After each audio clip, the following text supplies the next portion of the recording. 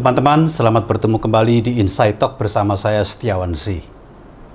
Insight Talk kali ini akan membahas satu topik yang semoga akan semakin mengingatkan kita tentang betapa pentingnya kita bersiap diri untuk menghadapi dunia yang semakin VUCA ini.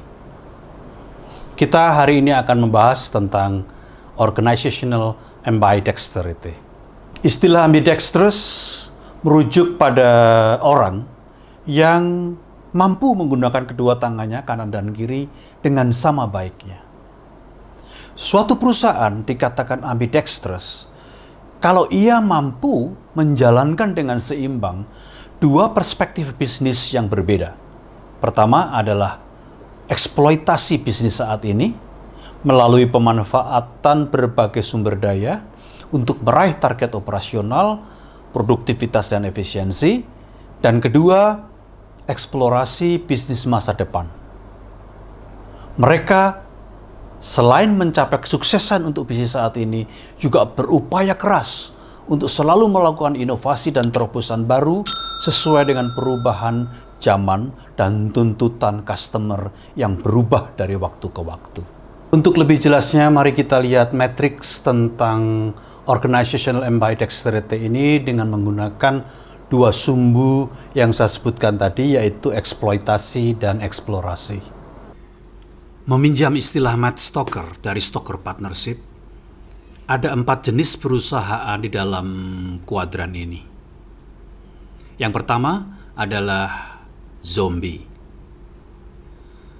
Perusahaan tipe zombie adalah perusahaan yang gagal mengeksploitasi sumber daya dan kompetensi saat ini, juga gagal melakukan eksplorasi dan adaptasi terhadap perubahan yang melanda.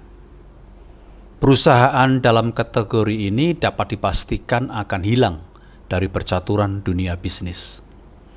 Boro-boro mikirin inovasi jangka panjang.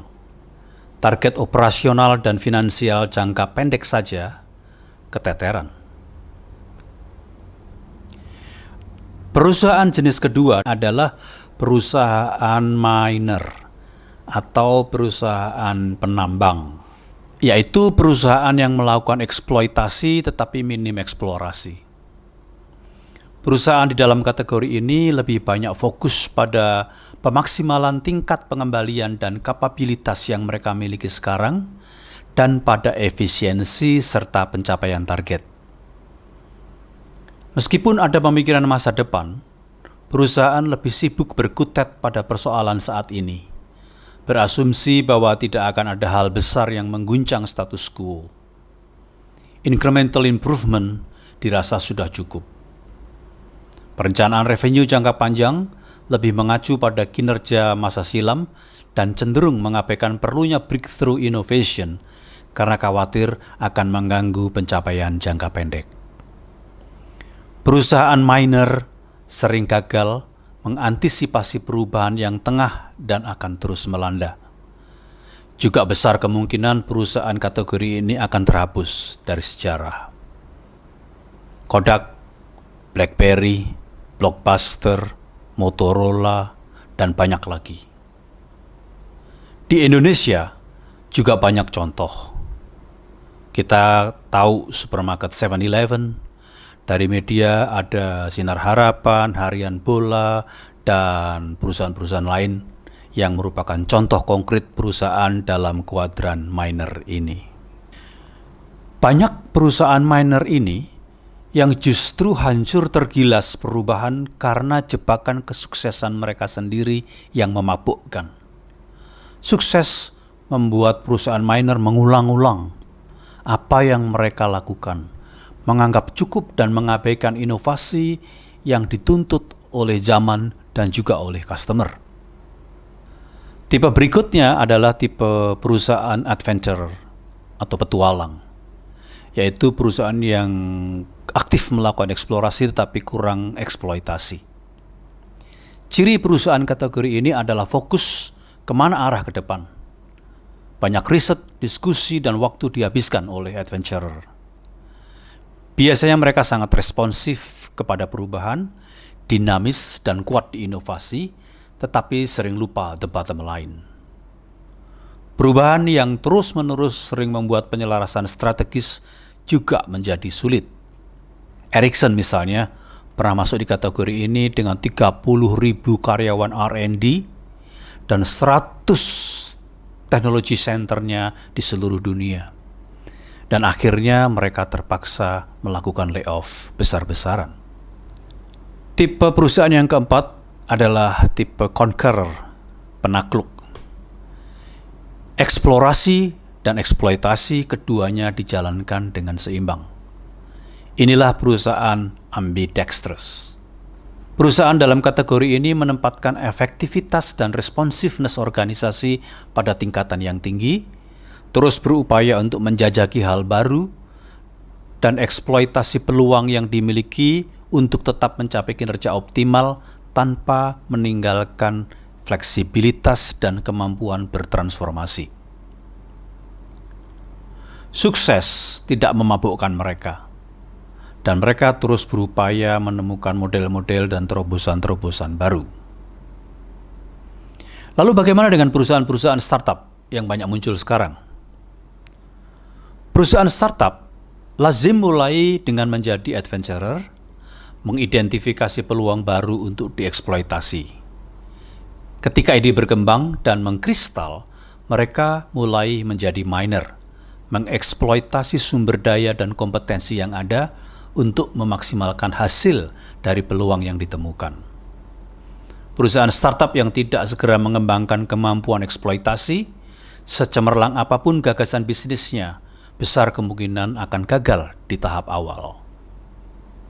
Sebaliknya, perusahaan yang lama mapan dan nyaman sebagai miner, cepat atau lambat akan tersentak bangun dari tidur panjang, karena perubahan yang dahsyat akan memaksa mereka untuk mau tidak mau belajar menjadi adventurer bila ingin tetap bertahan.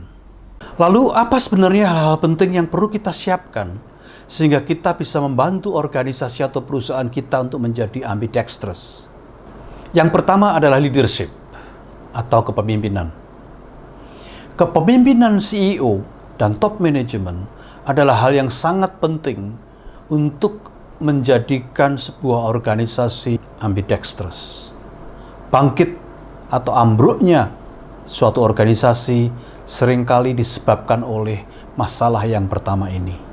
Bukan hal baru bahwa masih banyak CEO atau top management yang masih sangat berfokus kepada eksploitasi.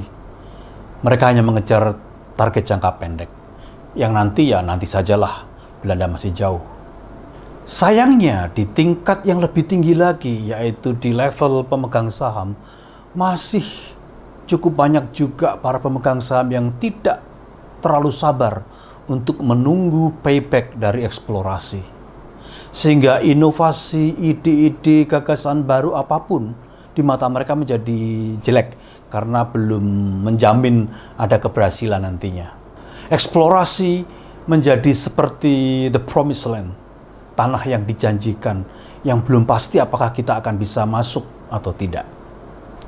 Sayangnya di banyak perusahaan juga masih belum terbentuk distributed leadership, yang merupakan sebenarnya social control mechanism kalau terjadi ketimpangan antara eksploitasi dan eksplorasi. Maka satu member dari top management yang mengisi di situ. Persis seperti Steve Jobs di Apple membutuhkan Tim Cook. Steve Jobs kita tahu high explorer. Dan karenanya dia membutuhkan Tim Cook yang akan menjaga supply chain, budget, menjaga stabilitas struktur dan sistem. Itu tadi adalah yang pertama tentang leadership atau kepemimpinan. Yang kedua yang menurut saya sangat penting juga adalah budaya atau culture dari perusahaan. Dalam banyak kasus, Perusahaan lazimnya sudah memiliki budaya yang cukup mapan untuk perspektif yang eksploitasi, tetapi belum untuk perspektif yang eksplorasi. Lalu bagaimana kita harus memulai membangun budaya yang akan cocok untuk tumbuh kembangnya inovasi?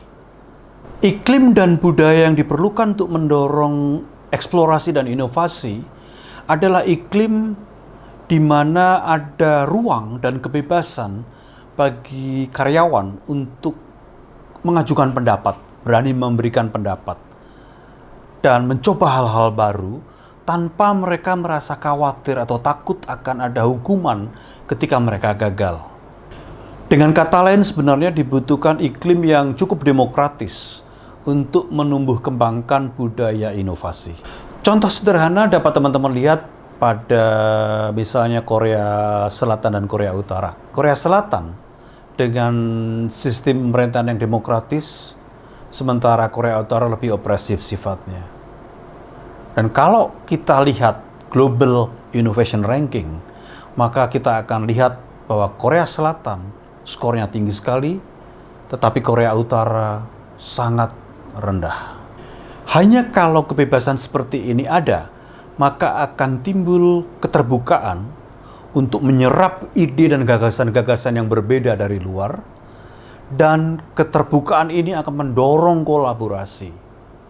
Kolaborasi pada akhirnya akan mendorong munculnya fleksibilitas yang akan sangat cocok untuk tumbuh kembangnya inovasi. Kembali pertanyaannya, siapa yang bertanggung jawab untuk membangun budaya yang seperti itu? Jawabannya kembali ke yang pertama, yaitu leaders. Culture is the shadow of the leader. Budaya adalah bayang-bayang dari para pemimpinnya.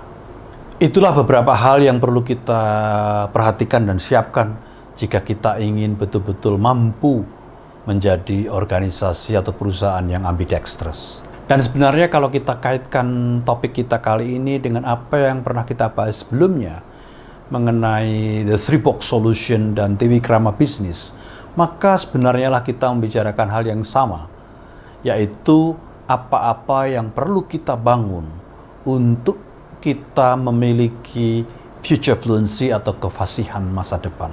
Menutup Insight Talk kali ini, marilah kita mulai memetakan di mana perusahaan kita sekarang ini.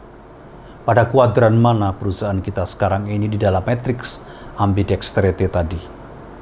Dan apa yang bisa kita lakukan untuk membangun perusahaan kita menjadi perusahaan yang ambidextrous. Tidak perlu kita menunggu sempurna untuk memulai sesuatu. Sebagaimana dikatakan oleh Zig Ziglar, you don't have to be great to start, but you have to start to be great. Sampai ketemu di Insight Talk berikutnya. Saya Setiawan Sy undur diri. Terima kasih.